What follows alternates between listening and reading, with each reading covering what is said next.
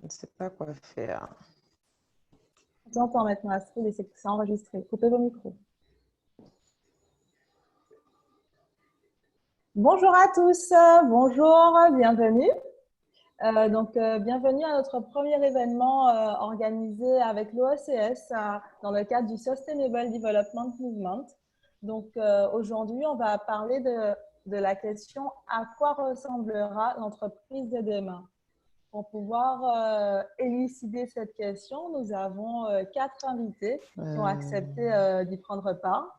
Donc, Cindy Chéry, Amandine Negotti, Corinne Concy et Astrid Osterlog. Entre conscience environnementale, bien-être humain, performance économique, transformation sociale, les enjeux de demain sont polymorphes et évoluent constamment. Mais néanmoins, il n'y a pas d'action sans incertitude et agir, c'est faire avec le changement. Cindy, tu es consultante en management des organisations et qualité de vie au travail. Et pour toi, l'entreprise de demain sera agile avec un management bienveillant et un leadership positif au travers de sa culture véhiculée en interne et en externe. Est-ce que tu peux nous en dire plus, s'il te plaît? Bonsoir Victoria et bonsoir à tous. Alors oui, effectivement, pour traiter cette question, j'ai décidé de prendre 2 exemples d'accompagnement d'établissements publics industriels et commerciaux pour lesquels je suis intervenue et qui illustrent selon moi parfaitement cette thématique d'aujourd'hui s'agissant de l'entreprise. Alors, sur l'agilité, sur le management bienveillant et le leadership positif, j'ai dû former tous les managers d'une structure à la conduite d'entretien professionnel post-confinement, car l'humain est au cœur de mes préoccupations et j'aimerais qu'il en soit ainsi, tant pour eux que pour tous ceux qui nous écoutent ce soir et qui nous regardent également. Et j'ai tenu à leur montrer ce qu'était pour moi un manager bienveillant qui doit faire preuve à la fois de bienveillance, bien sûr, de transparence, d'humilité, d'efficacité au travail, de fierté d'appartenance à l'équipe et à l'entreprise. Et puis, dans un second temps, je leur ai exposé ce que j'attendais d'un manager agile leader en 2020. L'idée était de leur faire comprendre qu'ils sont devenus, selon moi, après la DRH ou le DRH, le maillon essentiel de la chaîne au sein de l'entreprise et que s'ils veulent justement, dans le cadre de l'OECS, que demain leur appartienne, en tant que cadre, manager, leader, ils se doivent aussi de faire preuve à la fois, selon moi, de gestion du temps, des priorités et du stress, de gestion de leurs soft skills, dont surtout l'intelligence émotionnelle, de gestion de la transversalité, de la transformation digitale et de la conduite du changement, de gestion d'information, de communication et de prise de décision opérationnelle, mais également de prise de parole en public, de l'attitude et de la posture managériale adaptée à toutes circonstances. Et je terminerai bien sûr par le leadership et la diplomatie à toute épreuve. C'est pour moi ce que doit être le manager au sein de l'entreprise de demain. Le cadre, le directeur doit pouvoir justement réunir toutes ses qualités, ses compétences pour pouvoir, je dirais, transformer ou amener l'entreprise d'aujourd'hui à ce qu'on veut vraiment qu'elle soit demain. Et puis, deuxième exemple, j'ai eu à accompagner en 2019 le comité Martiniquais du tourisme sur la culture d'entreprise véhiculée cette fois-ci en interne et en externe, et où bien sûr je rappellerai que la mission principale de cette structure étant de rayonner à l'extérieur, et comme charité bien ordonnée commence toujours par soi-même, elle se doit, selon moi, de véhiculer en interne comme en externe une image chaleureuse, positive, bienveillante, donc accueillante, tant auprès de son personnel que de son public cible, aussi large soit-il, c'est-à-dire le monde entier. Et pour ce faire, la direction a opté pour, en tout cas lors de son séminaire du personnel, pour un team bonding avec le yoga du rire que je pratique et que j'utilisais aussi pour justement souder les liens entre le personnel, leur permettre de passer un bon moment inoubliable, de se détendre, de casser aussi les clans, de se redécouvrir autrement. En fait, cette pratique permet surtout de véhiculer la culture d'entreprise à tous, au même instant, lors d'un moment de prise de conscience suivi d'un feedback général à l'issue. Donc, l'illustration qui en est, c'est la photo qui avait été prise à ce moment-là. Victoria, si tu veux bien l'afficher, en 2019. Et c'est vrai que pour moi, l'entreprise de demain doit absolument prendre le temps de la réflexion, de cette prise de recul pour faire naître les valeurs qu'elle incarne, celles qu'elle veut défendre demain, comment elle les transmet à son personnel et comment elle rayonne auprès de son public. Aujourd'hui, pas mal d'institutions ou d'entreprises n'ont toujours pas pris ce temps nécessaire pour justement réfléchir à quelles étaient leurs valeurs, qu'est-ce qu'ils voulaient transmettre, en tout cas, quel est le message qu'ils voulaient laisser comme marque personnelle, si je puis dire, à leurs clients sur cette question. Et c'est vrai que du coup, j'invite toutes les entreprises qui veulent s'inscrire pleinement demain, pour qu'ils leur appartiennent pleinement, à justement prendre le temps de construire leur charte, construire leur règlement interne autour de cette question de la culture d'entreprise. Merci. Bien, merci Cindy. Waouh, c'était super enrichissant. Tu nous mets l'eau à la bouche. On a vraiment hâte d'en savoir plus. Du coup, on va poursuivre avec Corinne Concy, qui est fondatrice, consultante et formatrice en entrepreneuriat social et projet d'intérêt général chez Kaléidoscope. Donc, pour toi, Corinne, l'entreprise de demain sera sociale, inclusive et engagée.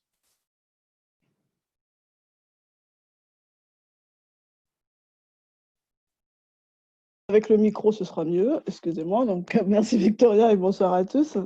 Pour pouvoir aborder le sujet à tous et à toutes, bien sûr, hein, pour pouvoir aborder le sujet, je vais faire un petit rappel de parcours. Je suis ingénieure en agriculture de formation et au service de l'entreprise dans différentes fonctions depuis plus de 25 ans en Martinique, donc différents services, etc. Et en 2015, j'ai eu l'opportunité de changer de prisme et de devenir entrepreneur. D'entrevenir entrepreneur engagé, mais au service en plus des entrepreneurs engagés en Martinique. Donc, j'ai créé une entreprise sociale qui a pour mission de rendre accessibles les expertises liées à l'entrepreneuriat social, à ce mode d'entreprendre en fait aux porteurs de projets, aux entrepreneurs, aux acteurs en fait locaux. Et pour moi, l'entreprise, dans son fonctionnement classique, en fait, avait atteint ses limites de par toutes les observations que j'ai pu avoir du fait du contexte de crise sociétale, de crise économique, environnementale et puis de transition démographique que vit la Martinique depuis un certain nombre d'années. De là est né Kaléidoscope, qui est un incubateur, une fabrique à initiative sociale, une structure de conseil, de formation, etc., qui est spécialisée en entrepreneuriat social et en projet d'intérêt général. En tout cas, ce que j'ai voulu surtout, c'est de faire une entreprise d'expertise martiniquaise, caribéenne, au service des projets innovants et sociaux, environnementaux de la Martinique et de la Caraïbe, en fait. Donc, du coup, vraiment créer un ancrage qui soit fort. Alors, pour moi, l'entreprise de demain, effectivement, elle est sociale, sociale, inclusive et engagée. Sociale pourquoi? Parce que là, tout de suite, démystifier le terme, en fait, une entreprise sociale, mais la stratégie d'entreprise, les méthodes d'entreprise au service de la réponse, des réponses durables, en fait, aux problématiques sociales et environnementales des territoires. Donc, par définition, elle est très fortement ancrée, donc elle travaille très en proximité avec les acteurs locaux. En termes d'acteurs locaux, ce n'est pas des acteurs forcément institutionnels. Le premier acteur, c'est le bénéficiaire. Donc, c'est le citoyen, c'est l'habitant, en fait, de l'île. Et ce qui est intéressant, c'est que le modèle oblige à réfléchir à une façon de fonctionner en intelligence collective avec des partenaires, avec des parties prenantes, donc essentiellement les bénéficiaires, mais aussi à rechercher une indépendance vis-à-vis des fonds publics. Donc, on sait très bien que notre modèle martiniquais est très dépendant des fonds publics.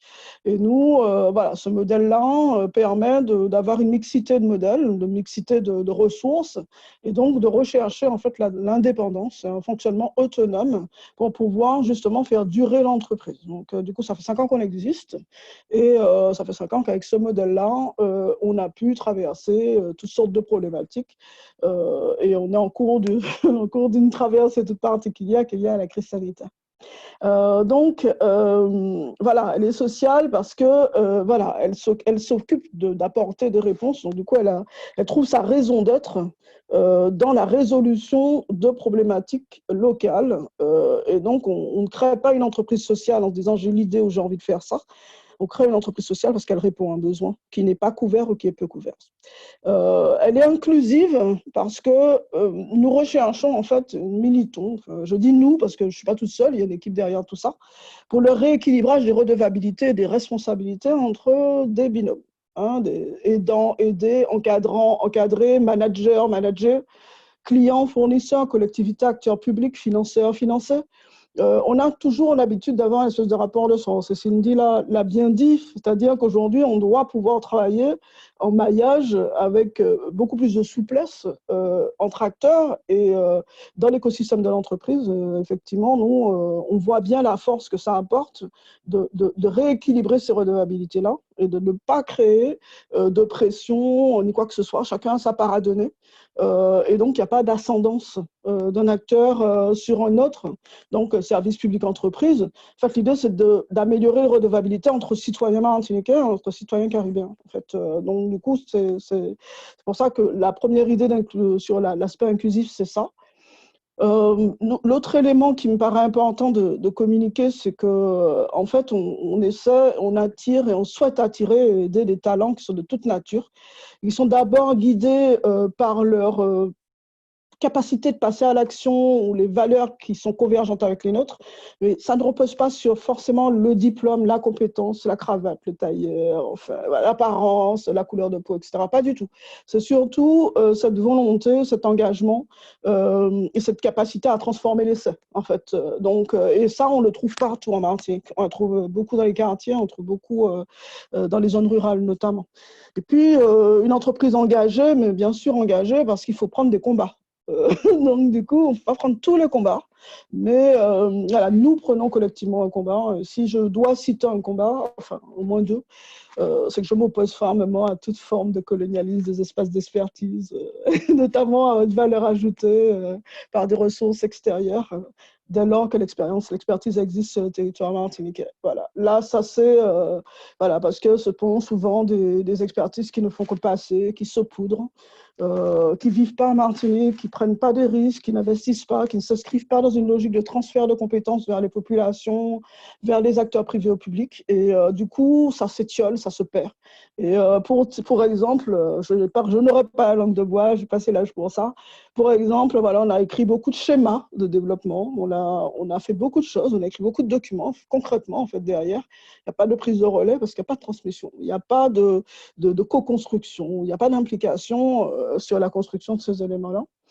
Donc, ça, c'est l'un des combats. Puis l'autre combat, je suis une femme entrepreneur, je suis martiniquaise, je suis maman. Voilà, et je pense qu'aujourd'hui, dans la logique d'inclusion et d'engagement, on ne doit pas regarder la femme comme étant un entrepreneur différent, etc. Nous avons effectivement des sensibilités, tout comme n'importe quel autre individu peut avoir un talent, une sensibilité, une capacité à faire. Et je milite pour qu'on puisse rechercher cette égalité et qu'on puisse faire valoir nos expériences, voilà, au même titre que d'autres personnes pour notre pays et pour notre peuple sur le territoire martiniquais. Et je le dirais d'autant plus que je suis maman d'une petite, je la mets toujours petite, je suis désolée, mes enfants resteront toujours petits, mais elle a 17, presque 18 ans. Et du coup, elle veut vivre en Martinique, elle fait ses études en Martinique, elle veut travailler en Martinique. Et du coup, voilà, mon engagement, c'est aussi, non pas que pour elle, mais c'est pour les générations qui viennent derrière. Et je pense que l'entreprise aujourd'hui doit être engagée. Désolée Olivia si j'étais un petit peu longue, mais on doit prendre ces combats-là et on doit pouvoir les affirmer voilà, publiquement. Et voilà, c'est l'occasion. Je le dis souvent, régulièrement, quand j'ai l'occasion de m'exprimer, mais je le réaffirme en tout cas ce soir. Voilà. Merci beaucoup. Merci Corinne. Alors, où est-ce qu'on peut vous trouver déjà au Robert? C'est bien ça?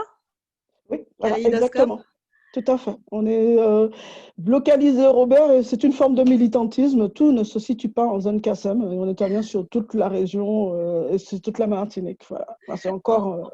On viendra vous voir. On viendra vous Voilà. voir. On viendra vous voir. Exactement.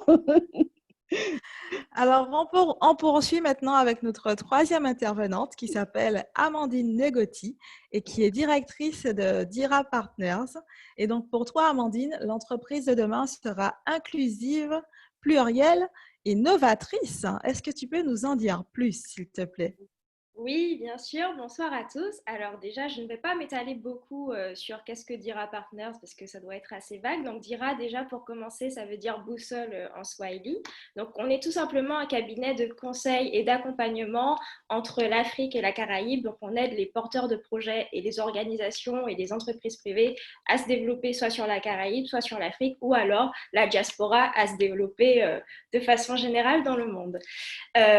Donc voilà, effectivement, j'ai dit plurielle, inclusive et novatrice. Alors pourquoi l'entreprise est plurielle? Parce que j'ai souvent l'impression que quand on dit l'entreprise de demain, les gens ont l'impression qu'on parle de quelque chose de singulier. Donc il y a multiples entreprises et pour cela, pour illustrer mon propos, je vais vous donner 3 pays. On va prendre 3 pays, du moins 2 pays et une zone géographique. La Martinique, la France et puis on va prendre l'Afrique de l'Ouest francophone. L'entreprise de demain, elle ne sera pas la même en France qu'en Martinique. Je donne un exemple. Aujourd'hui, quand je vais en Martinique, si jamais je veux prendre un Uber, c'est très compliqué. Je ne peux pas prendre de Uber.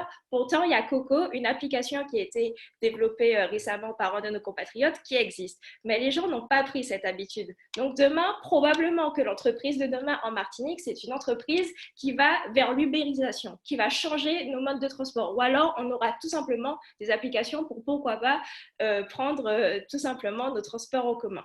Alors qu'en France, vous voyez, on a déjà Uber, mais ils ont d'autres soucis. Je vais parler de l'innovation inversée. Par exemple, en Afrique, les gens, ils ne sont pas forcément bancarisés, donc ils payent avec leur téléphone. En France, c'est en train d'arriver. Maintenant, les gens commencent à payer avec leur téléphone parce que Apple a compris que c'est un système qui existait en Afrique, donc Apple a intégré ça pour la France. Maintenant, je vais en Afrique. On a parlé de digitalisation. On s'est dit, en Martinique, on va digitaliser. En France, on s'est dit, bon, ben, ok, maintenant, on va permettre aux gens de payer avec leur téléphone, ça va être innovant. En Afrique, l'entreprise de demain, c'est probablement une entreprise qui va ramasser les ordures. Pas parce qu'ils sont sous-développés, je veux absolument casser ça, mais c'est parce que les besoins ne seront pas les mêmes. Même quelqu'un qui va lancer une entreprise de chaises en plastique pour les mariages au Nigeria risque de devenir le futur multimillionnaire de demain, parce que le marché n'est pas le même. Ensuite, je reste toujours sur pluriel. Pourquoi pluriel? Parce que en fait, celui qui va réussir, l'entreprise qui va réussir, c'est l'entreprise qui va résoudre le problème de plus grand nombre. Toutes les sociétés qui ont réussi aujourd'hui, que ce soit Amazon, que ce soit Apple, que ce soit Google, elles ont cherché le problème. C'est pas le problème de la Martinique, c'est pas le problème de l'Afrique, c'est pas le problème des États-Unis. Donc, ce qu'il faut dire, c'est le problème. Quand on touche un problème global, on arrive à avoir une entreprise plurielle et une entreprise qui fonctionne. Maintenant, sur la partie novatrice, l'entreprise qui est novatrice et qui sera également l'entreprise de demain, c'est une entreprise qui arrive à s'adapter selon le cas, selon son marché et selon la situation. Aujourd'hui, on est sur Zoom. Il n'y a pas beaucoup de gens qui connaissaient Zoom il n'y a pas longtemps. Les gens connaissaient Skype, ils ont laissé Skype tomber. Après, ils ont découvert Zoom, Microsoft Teams. Ils ont découvert tous les trucs. Donc là, Zoom fait partie de l'entreprise de demain. Donc si là, vous avez une idée qui va s'adapter à un contexte, vous avez décidé de faire des masques en cuivre parce que vous vous dites qu'en septembre, on va être confiné, qu'il n'y aura pas assez de masques et que les masques actuels ne sont pas assez efficaces et que les futurs biologistes vont dire que les masques ne sont pas bons, vous êtes déjà dans l'entreprise de demain. Ensuite, donc mon dernier point, c'était inclusive. Donc pourquoi inclusive? Donc l'inclusivité, c'est justement prendre tout le monde en compte. Donc il n'y a pas de racisme, on prend tous les étrangers, on n'a pas de problème avec ni la religion, ni les sexes, ni les, comment dire, les orientations sexuelles de chacun. Donc, c'est ça l'inclusivité. Mais pourquoi l'entreprise inclusive, surtout aujourd'hui avec tout ce qui s'est passé avec le corona, c'est qu'aujourd'hui, on n'a pas forcément besoin d'avoir des employés qui sont là, sur place, chez vous. Aujourd'hui, vous pouvez prendre des employés aux États-Unis, en Inde, en Chine, etc. et avoir toutes les cultures, parce qu'aujourd'hui, tout le monde essaye de parler anglais, et même si on ne parle pas anglais, il y a Google Translate, donc de toutes les façons, vous pouvez toujours traduire et avoir finalement des employés qui viennent de partout dans le monde. Et puis, je vais donner la dernière chose qui peut-être peut vous aider.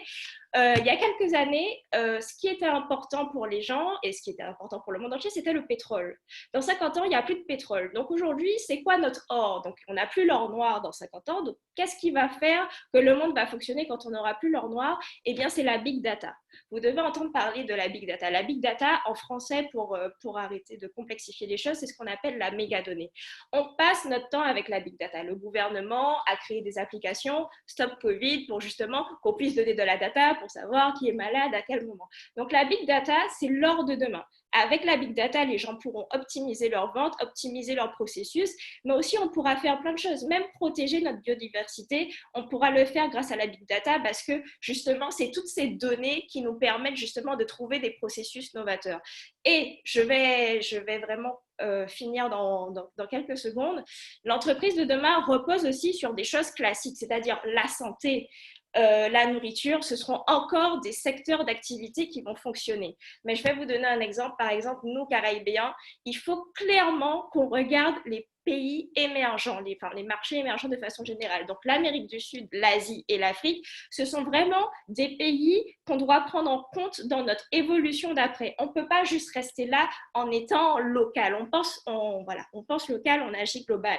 Et je vais prendre l'exemple de l'Afrique. Aujourd'hui, en Martinique, en Guadeloupe, à la Barbade, à Sainte-Lucie, on a une biodiversité très, très riche. Cette biodiversité, elle va nous servir dans 50 ans pour plein de choses. Et je vais prendre juste un exemple très important, la médecine. La plupart de l'industrie médicamenteuse, pour ne pas dire toute l'industrie médicamenteuse, repose sur la pétrochimie. Et dans 50 ans, il n'y a plus de pétrole. Alors, on fait comment? Ce sur quoi il faut s'appuyer, c'est sur notre biodiversité. Cette biodiversité, on peut la retrouver en Amérique du Sud, on peut la retrouver en Afrique.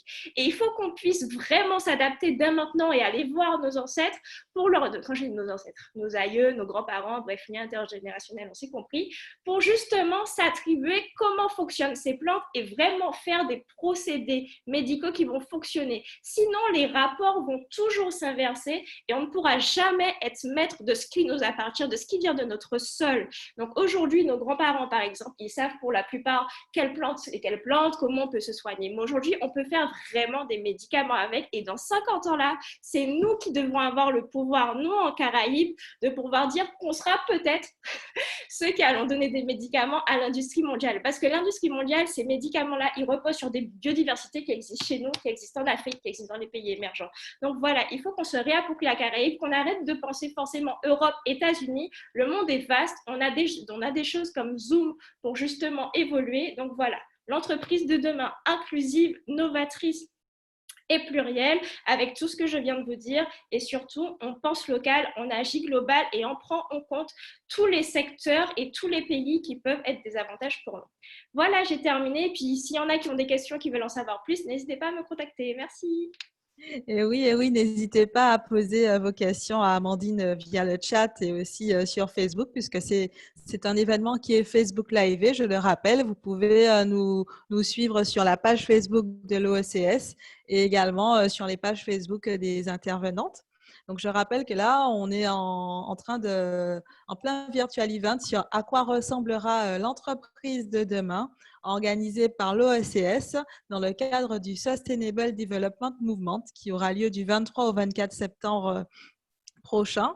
Donc, l'idée, c'est vraiment de structurer l'écosystème de projets et d'entrepreneurs durables au sein de la Caraïbe, de mettre en relation les entrepreneurs et des investisseurs internationaux, de pouvoir aussi s'inspirer de solutions qui sont appliquées ailleurs et qui pourraient être duplicables sur différents territoires. Et voilà, de vraiment pouvoir se mettre en réseau et d'animer ces réseaux au sein de la Caraïbe. Donc, c'est du 23 au 24 septembre. Merci beaucoup, Amandine. Quel peps, quelle énergie. Je rappelle que chez toi, là, que tu es en ce moment, il est quelle heure chez toi en ce moment? Minuit 57. Waouh! Merci en tout cas de ton courage et de ta disponibilité. Donc, on va poursuivre maintenant avec notre quatrième intervenante, Astrid Ostologue, dirigeante de Vigilance Caraïbes. Et donc, Astrid, pour toi, l'entreprise de demain, elle fait face aux risques environnementaux. C'est une entreprise véative qui ne se contente pas de s'enfermer dans son cocon production rentabilité, mais qui prend essentiellement en compte l'humain dans sa globalité. C'est-à-dire, autrement que juste un moyen permettant d'arriver à faire un maximum de bénéfices, mais plutôt comme un élément de succès à part entière qui doit évoluer dans le meilleur des environnements afin de fonctionner au maximum de son potentiel. Astrid, est-ce que tu es avec nous? Oui, je suis là, vous m'entendez bien? Oui, Ok, très bien. super. J'ai un peu galéré pour me connecter, donc bonsoir, bonjour à toutes en fonction de la plage horaire dans laquelle vous vous trouvez. Donc, je suis Astrid Ostologue, donc dirigeante de Vigilance Caraïbes, qui est une entreprise spécialisée dans la prévention des risques majeurs et particulièrement de la prévention du risque sismique. Donc, mon travail consiste à me déplacer dans les entreprises, les associations et les collectivités et de dispenser de formation, de sensibilisation aux salariés, aux écoliers, aux administrés sur les consignes de sécurité en cas de séisme.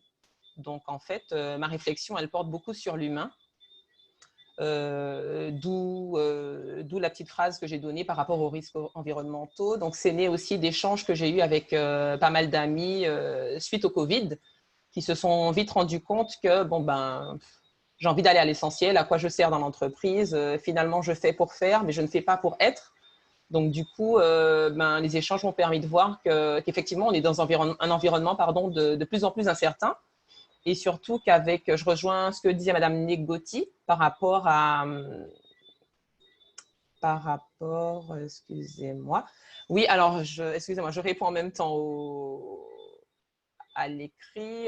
Vigilance Caraïbes, vous pouvez on va répondre tout à l'heure, Astrid. D'accord, ok, ça marche. Donc, en fait, je disais qu'on est dans un environnement de plus en plus incertain et on se rend bien compte avec le Covid que la mondialisation et la fermeture des frontières nous a bien montré la complexité des échanges quand on ne peut plus faire appel à la Chine ou ailleurs, d'où l'importance de se retrouver entre nous et aussi dans la Caraïbe. Donc, Vigilance Caraïbes, effectivement, j'ai voulu mettre un axe particulier sur la Caraïbe parce qu'on est tout près des îles, on est de toute façon sur la même plaque. La plaque Caraïbe, on subit à peu près tous le même type de séisme à quelques styles différents. Mais les premiers secouristes qui seront à nos côtés en cas de séisme, ce sera les îles d'à côté. Ce ne sera pas la France qui a 8000 km. Donc, c'est vraiment compter sur nos propres forces. Et on se rend bien compte que les anciens modèles ne correspondent plus de toute façon à ce qu'on vit maintenant. D'où l'importance de prendre en compte l'individu. Donc, en fait, oui, le confinement m'a fait prendre conscience qu'il y a beaucoup de personnes qui se posaient des questions sur leur utilité dans l'entreprise et sur le manque d'information aussi qu'ils avaient face à ce risque, qui est un risque sanitaire, mais bien évidemment qu'il y a eu des conséquences environnementales, puisqu'on a bien vu toutes les conséquences positives que ça a eu sur l'environnement. Donc, au-delà des pertes financières, bien sûr, au-delà des conséquences juridiques ou autres, on a quand même un point important qui est l'humain, puisque pour moi, c'est l'humain qui fait l'entreprise avant tout. Donc, pour moi, il est important de sécuriser son environnement de travail et ça passe par de la prévention. Donc, tout ça pour revenir à ma prévention, à mon entreprise. Je trouve que c'est hyper important pour un salarié de savoir où il est, au-delà de ces risques incertains comme le Covid, où on ne sait pas où on sera demain, on ne sait pas comment on sera demain. Et je pense que c'est important maintenant de prendre en compte la probabilité qu'un risque arrive et surtout l'impact qu'il aura en fait. Donc, développer un management du risque, tout simplement, pour mettre l'individu au cœur de la prévention et voir ce qu'il peut faire à son niveau, que ce soit dans l'entreprise ou tout simplement à distance chez lui. Je crois que j'ai résumé très vite. J'ai encore une demi-heure, c'est ça? Non. C'était très intéressant, très enrichissant. Astrid, merci beaucoup. Tu nous as laissé tout simplement un petit peu plus de temps pour les questions, puisque maintenant, on va pouvoir échanger avec les personnes qui participent à l'événement et qui assistent, que ce soit via Facebook ou tout simplement via la plateforme Zoom. Vous pouvez poser vos questions dans le chat ou dans les commentaires sur Facebook. Donc, j'ai déjà quelques questions qui ont été posées. La première s'adresse à toi, Cindy. On me demande, tu parles de l'entreprise de demain, mais étant donné que tu travailles avec la fonction publique, qu'en est-il de la fonction publique de demain, Cindy? Est-ce que tu peux nous en dire plus, s'il te plaît? Attends.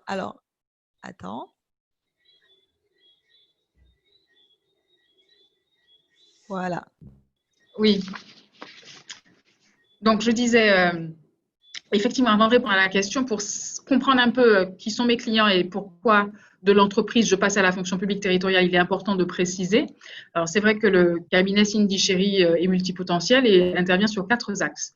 Le consulting en management des organisations axé sur le bien-être et la qualité de vie au travail, le coaching en développement personnel, évolution professionnelle et gestion des émotions, surtout pour les cadres managers et directeurs, la formation en santé, bien-être et en positivologie. La positivologie, ce sont les neurosciences du positif où on accompagne à la fois l'individu ou le collectif d'entreprises, d'associations, en tout cas quel qu'il soit, à toujours trouver en fait moyen, au travers de ces ressources, pour parler vulgairement, de voir le verre à moitié plein et pas à moitié vide. Et du coup, et puis le dernier pôle qui est venu par la suite, mais ce qui a été la suite logique, c'est l'organisation d'événementiels professionnels pour les clients en question. Et mes clients principaux sont effectivement les grosses institutions de la Caraïbe, les PME également, et puis à la marge, les TPE et les associations, sans compter le particulier qui vient soit pour des problématiques purement personnelles ou à dominante professionnelle. Donc, pour répondre à la question, comme tu l'as dit, hein, j'ai été très honorée d'être interpellée en fait par l'Association des managers en action de Martinique, soutenue par la directrice du CNFPT, qui m'ont interpellée quand ils savaient que je faisais cet événement autour de l'entreprise sur en tout cas à la question à quoi ressemblera la fonction publique territoriale de demain. Et pour moi, la fonction publique territoriale de demain sera apprenante par la motivation à l'innovation, flexible par la liberté à la réactivité et avant-gardiste au travers d'un engagement le plus sain et le plus durable possible. Alors, comme je disais, j'ai eu l'idée de demander justement à la directrice du Centre national de la fonction publique territoriale de Martinique ce que serait pour elle la fonction publique territoriale de demain. Donc, si vous le voulez bien, je vais vous partager sa réponse et puis je compléterai avec ma vision. Arlette Pujard m'a répondu « La fonction publique sera plurielle.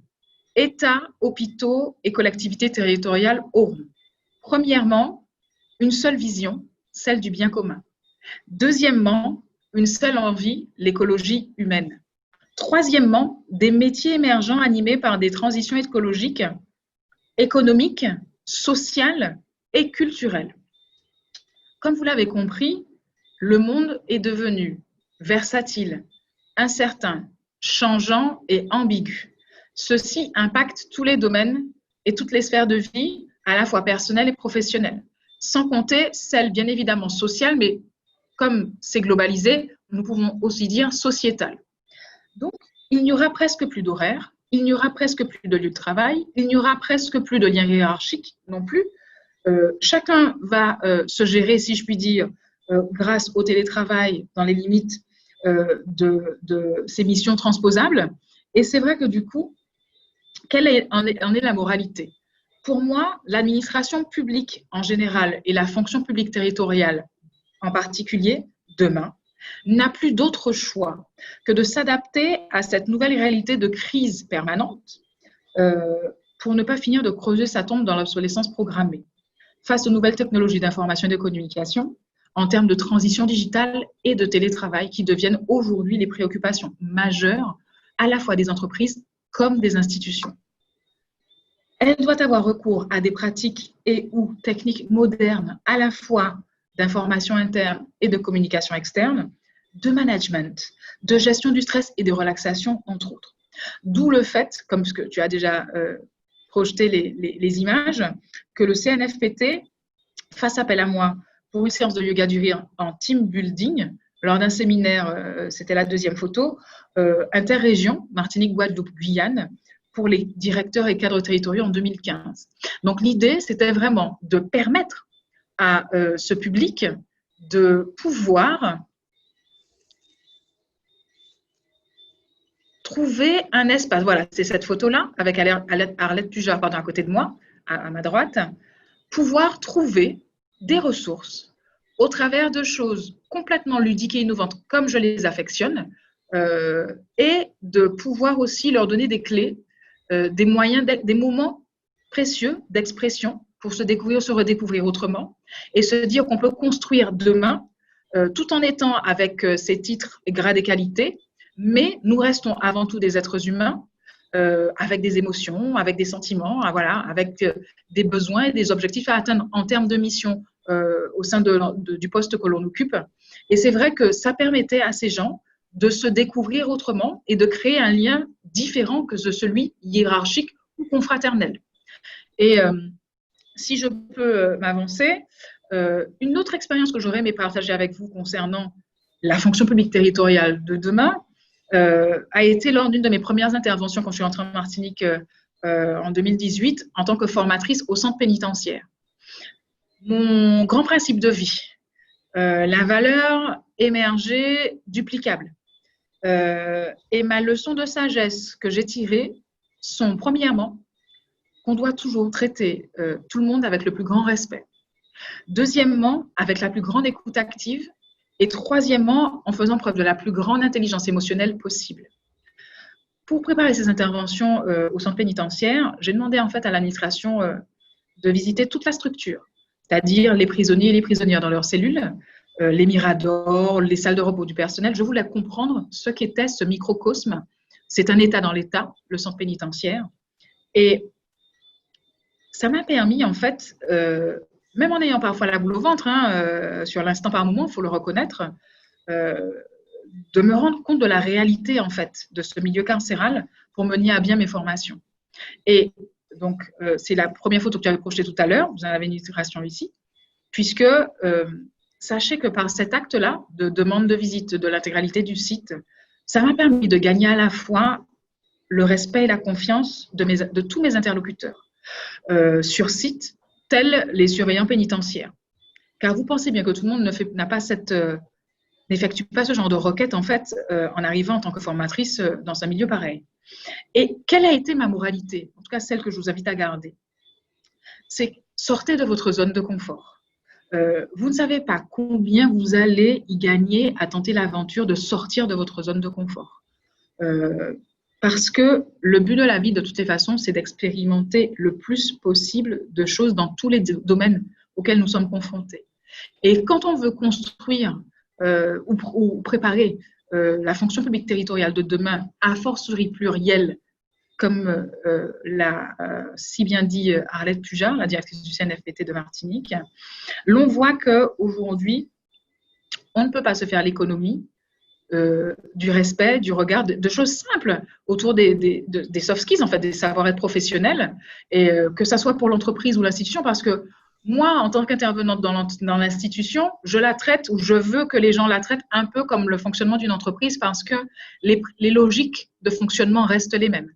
Et aujourd'hui, pour revenir au centre pénitentiaire, c'est un endroit que j'ai appris à apprécier, où je me sens en sécurité, qui m'a justement fait développer encore plus mes soft skills dont je parlais à l'instant. Et j'estime que depuis que je suis intervenue au centre pénitentiaire, eh bien, ça m'a rodé en fait à intervenir dans tout type d'organisation. Ça m'a forgé.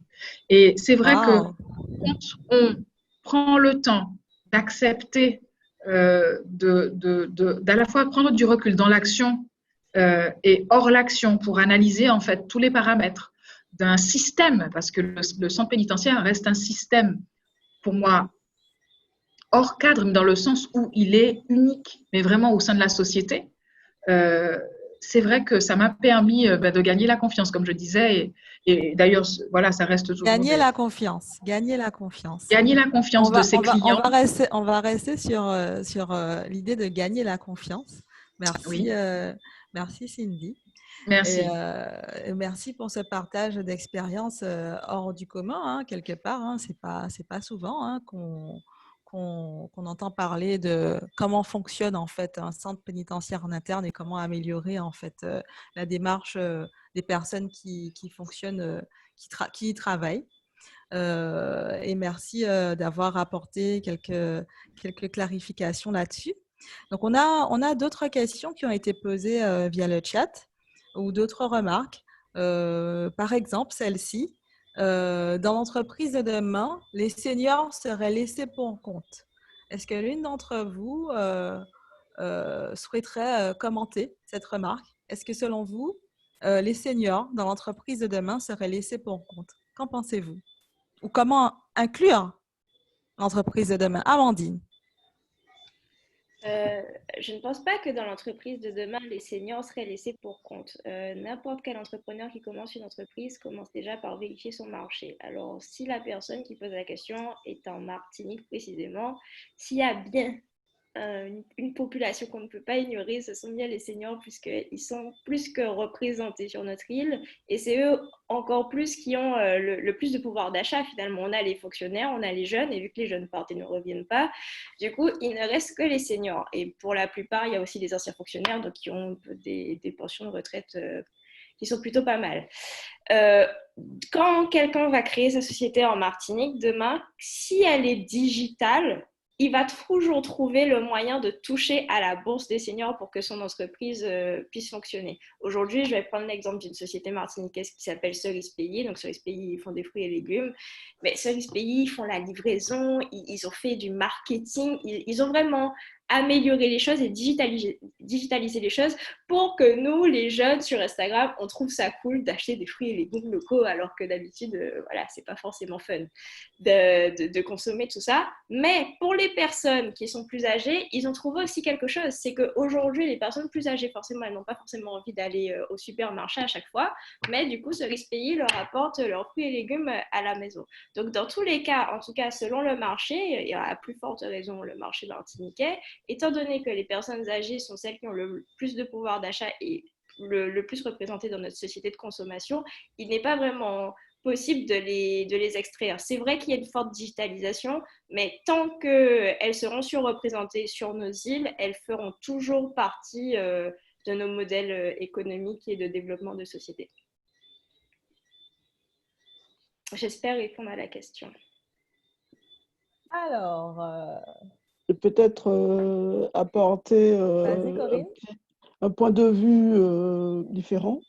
En fait, on a une mauvaise manie, mais c'est tout à fait français de créer des cases pour mettre les gens.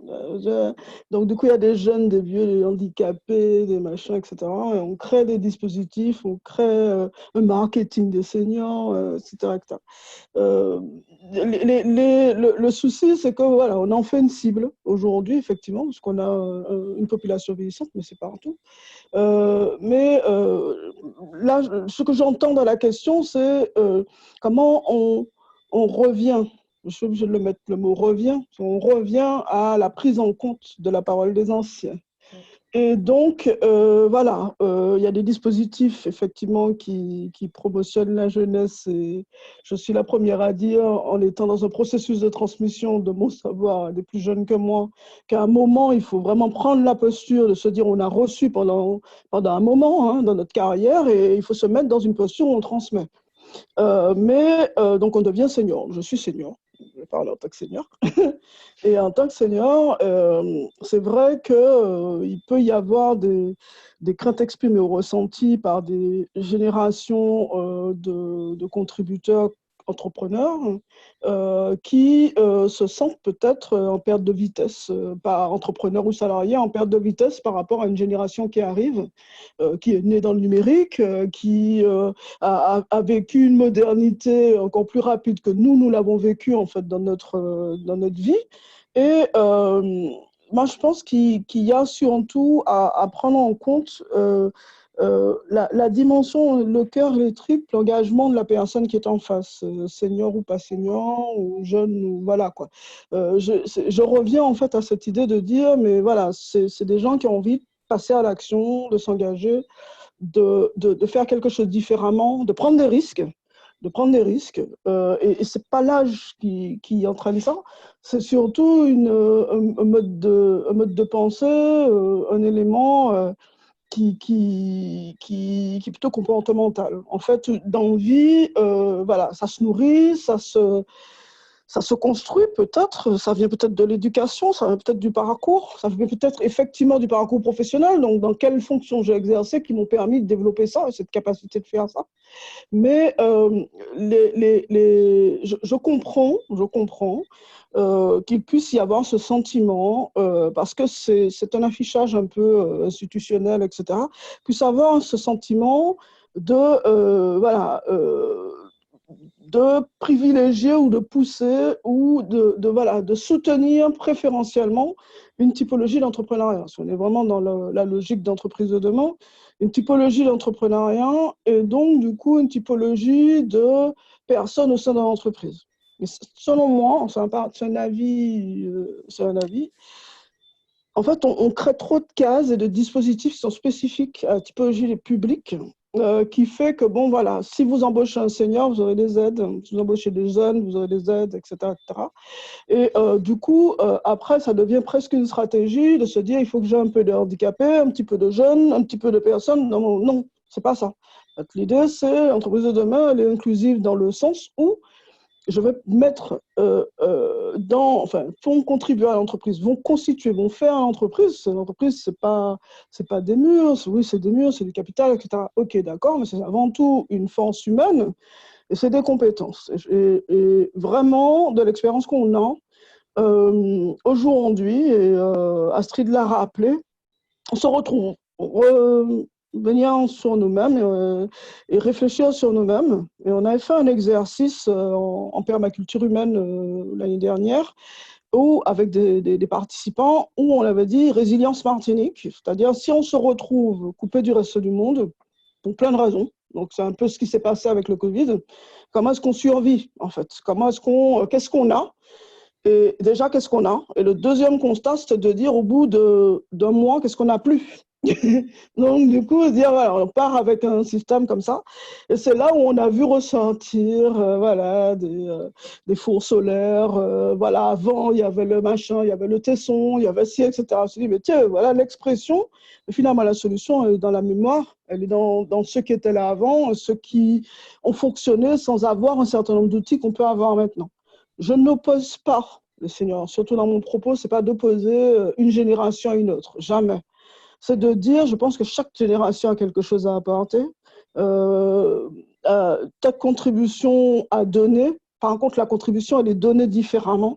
Et c'est vrai que les intervenants qui interviennent sur l'humain, en fait, au sein de l'entreprise, sur les cohésions d'équipe, etc., on va rechercher l'expression des talents de chacun.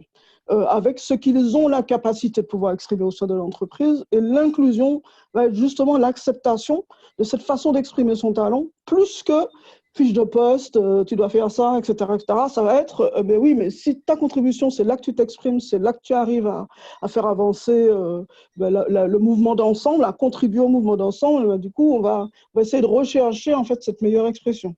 Et c'est là où l'intergénérationnel, donc on en parle beaucoup sous ce terme-là, trouve toute sa richesse parce que voilà, il y a des partages d'expériences que ne peut pas avoir quelqu'un de plus jeune par rapport à quelqu'un qui a déjà un vécu, etc. Je citerai un autre exemple qui a illustré ça. On a fait en décembre dernier une manifestation sur l'économie circulaire. Et en fait, on était chez un agriculteur. Et il y a des jeunes qui sont arrivés. Il y avait beaucoup d'étudiants. Et voilà. Et on s'est mis tous les soirs, pratiquement, à raconter aux jeunes qui étaient venus sur la manifestation ce qu'était que l'agriculture il y a 20 ans. Et on leur a fait comprendre le recul qu'on a pris. C'est important de pouvoir dire, à un moment, il faut laisser la parole justement à ceux qui ont vécu ça. Ok, il y a beaucoup de choses à amener avec les nouveaux systèmes, les nouvelles lois, les nouveaux programmes, etc. etc. Mais on s'est rendu compte qu'on a régressé, on a perdu 20 ans de progrès, de recherche sur la transformation des produits, leur conservation, etc., etc. On faisait des choses il y a 20 ans en Martinique qu'on ne fait plus. Qu'on a abandonné pour faute de crédit ou de subventions, etc., etc. Mais on avait une façon de faire les choses qui nous faisait dire à cette génération plus jeune que quand on vous dit d'aller à l'international, allez-y, parce qu'il faut vous ouvrir au monde. Tu as raison, Amandine. Il faut s'ouvrir au monde. Il ne faut pas rester enfermé. L'expérience, l'inspiration vient aussi de l'extérieur. Les co-constructions viennent aussi de l'extérieur et des collaborations avec l'extérieur, notamment la Caraïbe ou les autres territoires français. Mais prenez conscience, en fait, que votre expertise, vous pouvez l'exprimer sur votre territoire. Et donc, du coup, entendez. C'est-à-dire, écoutez, putain, pour comprendre, c'est entendez ce qui se passait alors que vous n'étiez pas né. Et ça, c'est là le rôle où il y a les seniors qui ont des choses à apporter au sein de l'entreprise. Ils ont toujours quelque chose, ils ont toujours une expérience à partager. Et c'est là où ça peut être pensé comme étant, je suis un peu laissé pour compte parce que voilà, il y a une génération qui me bouscule. Hein. Et puis, il y a ce rôle de l'entreprise de pouvoir être inclusive. Donc, du coup, de pouvoir prendre tous les talents et mettre à contribution tous les talents pour pouvoir avancer. Donc, écoutez, tente pour comprendre. Merci, Corinne. Est-ce que je peux rajouter quelque chose, Victoria, rapidement? Oui, vas-y, Astrid. Alors, après, on a une question sur le Covid-19 et la limite de la mondialisation et la valorisation de nos spécificités caribéennes aussi qui pourraient t'intéresser. D'accord, ok. Donc, c'est juste pour rejoindre un peu ce que dit Corinne et par rapport à la nécessité d'être dans l'ensemble, de travailler ensemble. Et c'est vrai que moi, le retour que j'ai des personnes âgées, c'est effectivement, on est laissé pour compte. Ça va trop vite. La digitalisation, ça va trop vite, on n'a pas le temps. Et certaines personnes ont pris, je prends des exemples de mon entourage, de ma résidence, ils ont pris des cours informatiques, mais même la personne qui donne les cours informatiques va trop vite. Et je pense que les personnes âgées ont besoin d'accompagnement pour intégrer le nous, pour intégrer l'ensemble. Et c'est aussi à nous de prendre en compte leurs paroles, de prendre en compte leur expérience et de prendre en compte qui ils sont et pas de penser que par rapport à nous, mais de penser par rapport à eux. Et j'ai eu la superbe expérience que j'ai eue, c'était lors de mon travail, où ça a été une belle claque, mais finalement une belle leçon, où je fais des sensibilisations, des formations un peu partout. Et là, j'avais une formation à faire dans un EHPAD. Donc, j'arrive avec tout mon français, avec mon PowerPoint. J'étais vraiment bien ciblée, entreprise, etc. Et quand j'arrive, je commence ma sensibilisation. Donc, j'ai un public de personnes âgées, donc avec des cannes en fauteuil roulant. Et ma première question, comme d'habitude, c'est « Bon, bah alors, si ça tremble maintenant, vous faites quoi ?» Et là, il y a tout le monde qui me regarde et qui me dit « Ben, on prie. Vous voulez qu'on fasse quoi? Moi, j'ai une canne, je ne peux pas me lever pour marcher. Le temps que j'arrive dehors, vous êtes déjà à l'extérieur. Moi, le temps que je réalise que ça tremble, il y en avait un qui dormait, qui ronflait pendant ma formation. Enfin, c'était une problématique que je n'avais pas du tout prise en compte, mais j'étais vraiment dans moi et l'autre, en fait. Et c'est pour ça que je dis que maintenant, j'ai réfléchi autrement. Et même quand je faisais ma sensibilisation, ben, j'ai commencé en français et les gens m'ont dit vous pouvez prendre en créole ou pas parler créole. J'ai dû faire mes 3 heures de formation. Je n'avais jamais fait ça. Et ça a été fastidieux, ça a été une superbe expérience, mais c'est là où je me suis vraiment rendu compte que je ne les avais pas du tout pris en compte. Et pourtant, ça fait 10 ans que mon entreprise existe, ça fait 10 ans que je fais des formations. Mais là, j'avais vraiment un public particulièrement ancré dans leur culture, ancré dans leur manière d'être. Et c'était plus eux qui me formaient que moi qui les formais. Donc, avant, Ténian, la rivière qui était qu'à passer là. Avant, il y avait une rivière qui passait là. Avant, il y avait ci. Avant, il y avait ça. Enfin, regardons la nature, regardons ci. Donc, moi, j'étais là à prendre des notes, en fait. Et oui, tout à fait, Dominique Daumarin. L'adaptabilité, c'est vrai, sur le coup, ils m'attendaient, en fait. Donc, on fait quoi? Donc, j'ai dû m'adapter, effectivement.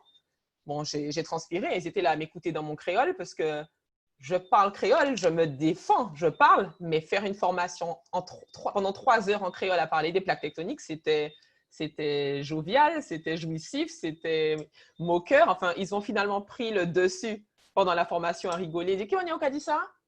Vérité, bah ouais, enfin, j'étais là à me dire, ok Astrid, ouais. Et donc tout ça, voilà, pour dire que c'est important d'être dans l'ensemble, effectivement, de les intégrer, de les inclure dans nos formations et pas d'être dans moi, je, puis eux, en fait, de ne pas créer la séparation parce que la séparation a fait que je suis venue avec tout mon français, tout mon PowerPoint et je me suis retrouvée face à un public qui ne correspondait pas du tout à ce que je pensais avoir préparé, à ce que je pensais leur donner, en fait. Donc, voilà, c'était la petite parenthèse.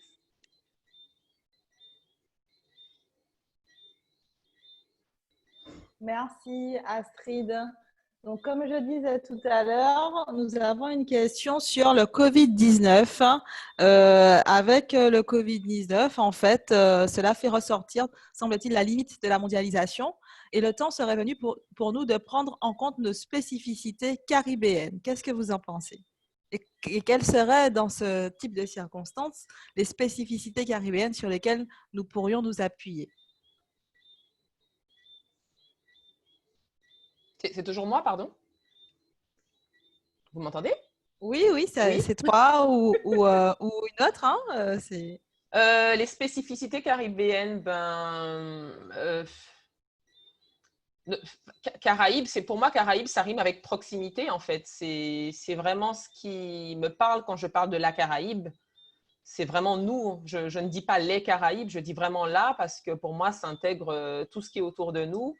Notre proximité, qu'elle soit aérienne ou que ce soit des déplacements par bateau, on est très liés les uns aux autres. Je vois avec le Covid, les médecins cubains qui viennent à nous.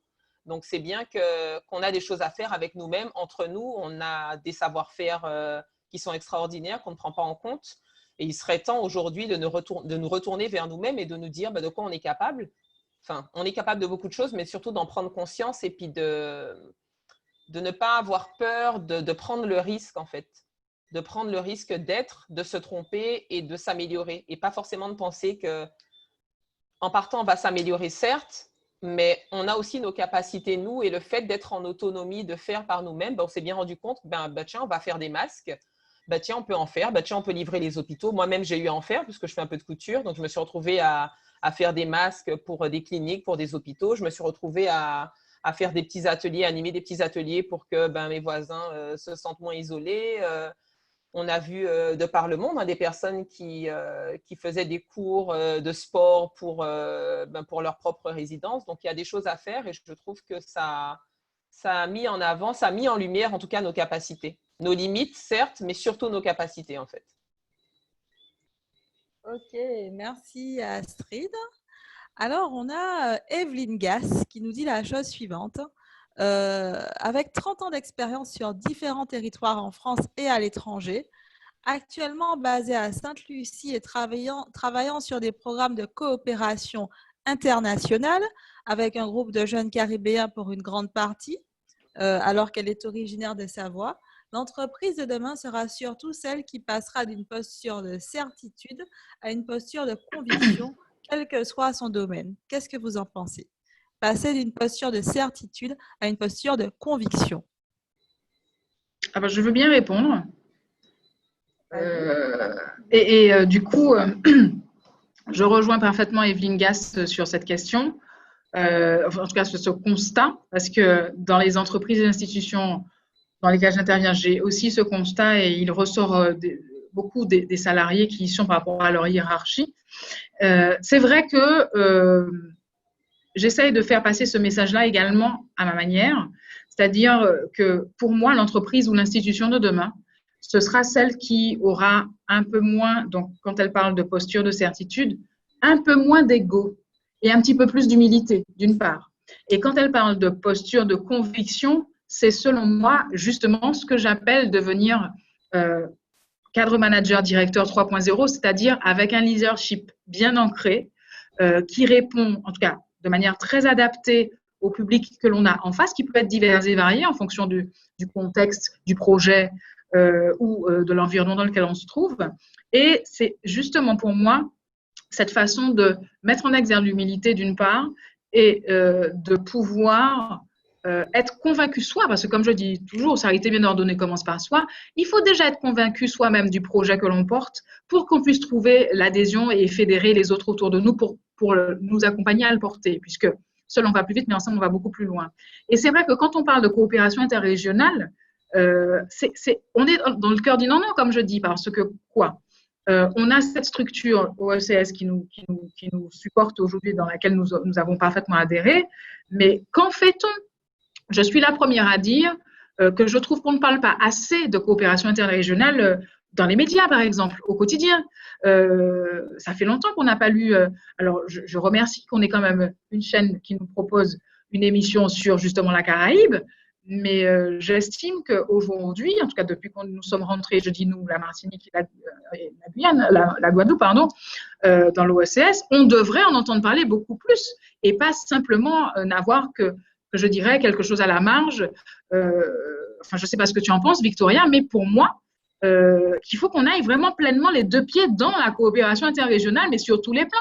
On vient de le voir avec le Covid par rapport à la venue des médecins cubains, mais il n'y a pas que ça dans la coopération interrégionale. C'est tellement vaste, on n'en entend pas parler. Le développement durable aussi devrait figurer tous les jours, je dirais, dans nos médias. On devrait avoir une rubrique dédiée à ça, peu importe qu'elle soit télévisée, radio, télévisée maintenant ou encore en presse écrite, mais nous devrions tous manger de la coopération interrégionale caribéenne, je dirais, voire même internationale, parce que le Covid impose cette forme de globalisation, plus souvent, en tout cas, et surtout, plus sainement et plus durablement.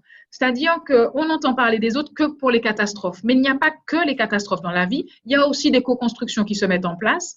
Et j'appelle vraiment à ce que ça se développe et que, justement, en ayant adopté cette posture de conviction sur les projets qui sont défendus dans ce type d'institution, on puisse justement fédérer les populations de tous ces territoires pour construire quelque chose, en tout cas, comme je dis, la coopération interrégionale de demain sur cette question-là, de développement durable en tout cas, pour commencer. Merci Cindy. J'en profite pour rappeler que les inscriptions se poursuivent sur le site oecsdm.com pour pouvoir participer à l'événement organisé par l'OECS, donc le Sustainable Development Movement, qui va rassembler des intervenants internationaux, des intervenants caribéens, des entrepreneurs, des investisseurs. Et je vous invite fortement à y participer. Merci à tous les participants, merci à nos 4 intervenantes, donc Astrid Ostologue, Amandine Negotti, Cindy Chéry et Corinne Concy. Ça a été vraiment un échange très enrichissant, très fructueux. Je ne sais pas ce que vous en avez pensé les filles, mais moi je repars vraiment aguerrie et avec un sentiment un peu plus certain de ce que pourrait être l'entreprise de demain. Merci d'avoir partagé chacune votre couleur, d'avoir présenté en fait votre vision et de nous avoir permis peut-être d'élargir nos perspectives. Donc, il y avait aussi la question des coordonnées. Donc, je vous invite chacune à laisser vos coordonnées sur le chat, mais également sous la vidéo du Facebook Live pour que par la suite, ceux qui souhaiteraient prendre contact avec vous puissent vous contacter. Alors, le mot de la fin, chacune.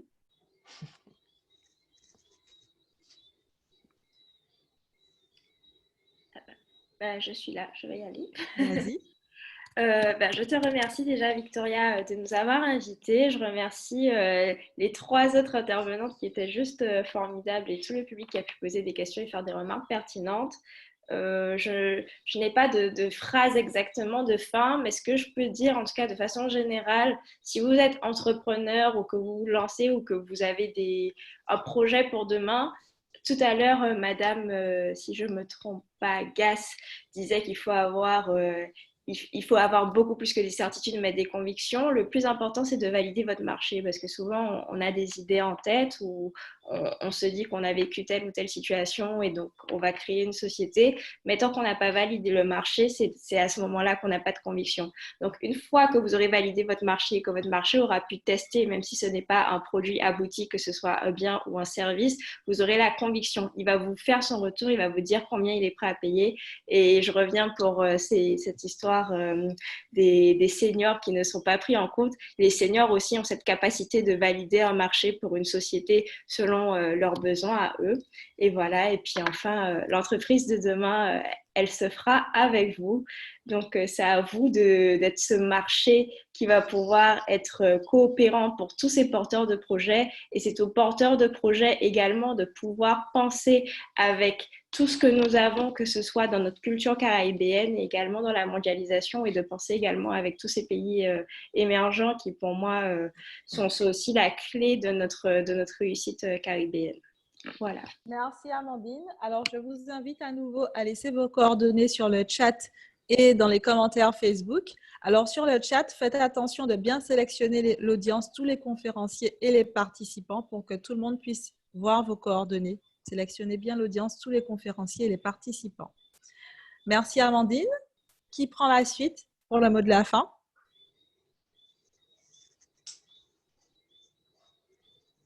Corinne, on t'écoute. Moi, non, d'accord. Donc, en conclusion, moi, je dirais, entreprise de demain, voilà, ça va bien plus loin que la notion d'argent, de valeur monétaire, voilà, on a une création de valeur, certes, qui est au service en fait, de la création de valeurs sociales, de valeurs économiques, de valeurs financières, qui est au service de la création de valeurs sociales. Et dans la dimension sociale, il ne faut pas oublier tout ce qui affecte l'homme, donc il y a la dimension aussi environnementale. Moi, je pense que ça va bien plus loin de cette notion-là, parce que là, en fait, on parle d'héritage, on parle de culture entrepreneuriale locale, martiniquaise, caribéenne, on parle d'écosystème, de communauté, on parle de développement local, de développement de jeunes, en fait. Et surtout, on parle de femmes et d'hommes, de chair, d'os, de sang, de sueur, voilà, bref, hein, qui ont envie d'une Martinique meilleure, d'une Martinique caribéenne, réellement inclusive, innovante, je rajouterais pétillante, enthousiaste, souriante, voilà, comme nous toutes aujourd'hui. Qui puisse effectivement mettre toutes les compétences, toutes les envies, toutes les énergies au service de voilà, ce progrès, ce changement positif en fait pour les générations futures. Voilà. Moi, je parle des gens générations futures, je suis un senior, n'est-ce pas? Donc voilà, merci beaucoup pour l'écoute et puis merci beaucoup Victoria et l'ensemble de l'équipe pour cette invitation et cette thématique. Voilà, merci. Bonsoir. Merci Corinne, merci infiniment. Tu as vraiment apporté ta couleur et ta pierre à l'édifice ce soir. Merci beaucoup. Astrid, Cindy, laquelle de vous veut parler pour le mot de la fin? Vas-y Astrid. J'y vais. Oui. Donc, en tout cas, merci. Merci à toutes et à tous ceux qui ont assisté, à ceux qui ont organisé. Et puis aux filles, c'était un bel échange, trop court. Il n'y a jamais assez. Donc, l'entreprise de demain, pour moi, ce sera une entreprise solidaire, une entreprise unie, une entreprise ensemble, qui va faire en sorte qui prend conscience, qu'il y a des événements, qu'il y a des risques, qu'il y a des événements potentiels qu'il faut identifier et en les identifiant, faire en sorte de développer une stratégie qui met tout le monde ensemble. Pas une stratégie dirigeant et dirigée, mais une stratégie tous ensemble pour avancer ensemble et pour faire en sorte que ça ait du sens. Pas un sens, mais vraiment du sens pour chacun. Une raison d'être en fait dans l'entreprise et puis un sentiment d'apporter sa pierre pour contribuer à un développement durable, j'ai envie de dire, de l'entreprise, à une évolution, à un succès de l'entreprise. Donc, ce ne sera pas une entreprise individualisée, mais au contraire, que les individus forment un tout ensemble en échangeant, en négociant, en faisant remonter aussi bien les problématiques liées à l'entreprise même, aux produits même de l'entreprise, mais aussi liées à leur personne et à leur personnalité. Parce qu'effectivement, on n'est pas que des machines, on est aussi des êtres humains avec des émotions, avec des sentiments et on a souvent des talents cachés. Donc, j'ai pu en découvrir plein pendant le confinement qui ne sont pas forcément mis en avant dans l'entreprise, mais qui pourraient contribuer en tout cas à un meilleur état d'esprit, une meilleure atmosphère dans l'entreprise. Voilà. Merci Astrid, merci pour tes lumières. Alors, Cindy. Oui, alors déjà, merci Victoria de nous avoir fait confiance sur cette conférence. Merci aux autres participantes que j'ai découvert aussi ou redécouvert. Donc, il y en aura d'autres, je l'espère, d'autres échanges, d'autres moments aussi précieux et importants pour la société de demain, justement. Et pour moi, si on veut que demain nous appartienne, que ce soit l'entreprise ou l'institution, il y a bien d'autres sujets qui suivront, puisque je vous rappelle qu'il y aura d'autres conférences. Elle sera engagée, elle sera convaincue du projet qu'elle porte ou des projets qu'elle porte. Elle sera solidaire, elle sera consciente des enjeux qui se jouent actuellement parce que nous avons des crises au-dessus de nous, des crises que nous vivons quotidiennement à toute échelle. Et c'est vrai que pour moi, l'entreprise ou l'institution de demain, elle sera multipotentielle dans ce sens-là. C'est-à-dire pouvoir justement avoir les ressources nécessaires pour capitaliser sur ses forces et travailler ces axes d'amélioration pour justement pouvoir répondre efficacement à ces enjeux de crise majeure que nous traversons et que nous allons malheureusement garder pour un certain temps ou qui reviendront plus souvent. Donc, il faut que la coopération interrégionale se fasse et ne reste pas, je dirais, à Plateau-Roi, hein, Cluny, mais que ça descende en fait dans le quotidien des peuples et des populations, parce que si nous voulons que les Antilles fassent peuple demain, il va falloir que nous communiquions à la fois en interne auprès des salariés, mais surtout en externe auprès des populations concernées qui font partie de l'OSES et bien d'ailleurs, sur toutes les strates, hein, locales, nationales, internationales et surtout interrégionales. Et c'est vrai que pour moi, l'entreprise ou l'institution de demain sera complètement tournée vers ces enjeux. Elle en prendra parfaitement conscience. Elle saura se mettre en avant, elle saura se défendre. Elle saura aussi dialoguer dans toutes les langues parce que, comme disait Madame, je crois que c'est Gass, hein, à la fois sur le multiculturalisme, le linguisme et surtout, bien évidemment, l'entrepreneuriat, il va bien falloir que nous puissions, nous mettre à niveau français, d'abord sur la langue anglaise, et puis ce n'est que par ce premier pas-là qu'on pourra construire, je pense, les briques suivantes qui s'imposent d'elles-mêmes sur le fait de pouvoir se soutenir, se développer, s'aider mutuellement sur toutes ces questions de coopération caribéenne finalement, et surtout que ça soit des plus durables et sains possibles.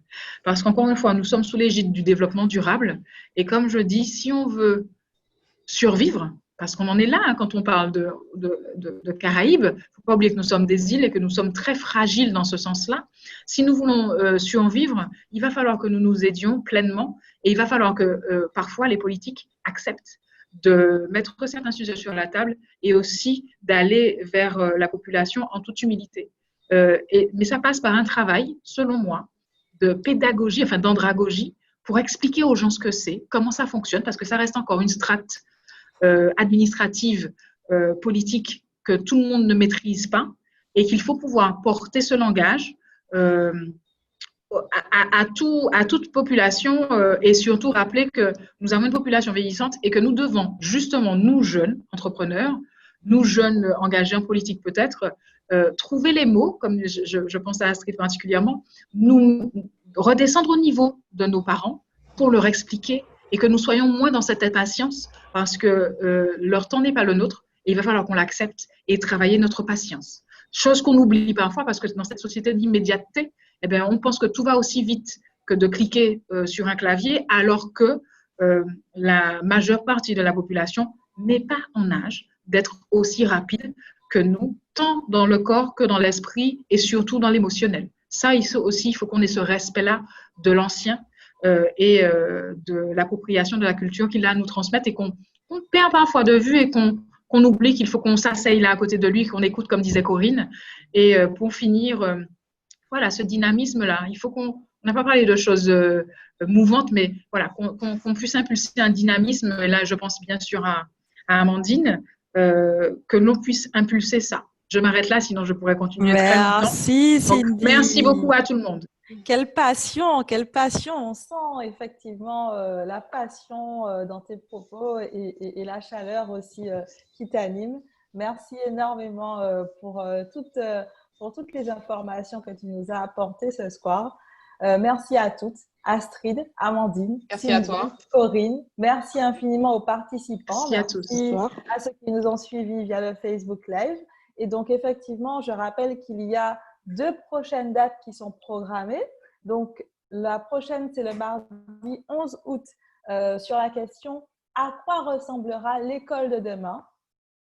Et la troisième, le mercredi 26 août, sur la question « À quoi ressemblera le citoyen de demain ?» Restez connectés à nos profils. On vous diffusera les détails et les informations. On communiquera bientôt toutes les infos là-dessus très prochainement. Donc, restez connectés via la page Facebook de l'OECS, via le site Internet et via nos profils également. Je rappelle que cet événement est organisé par l'OECS dans le cadre du Sustainable Development Movement.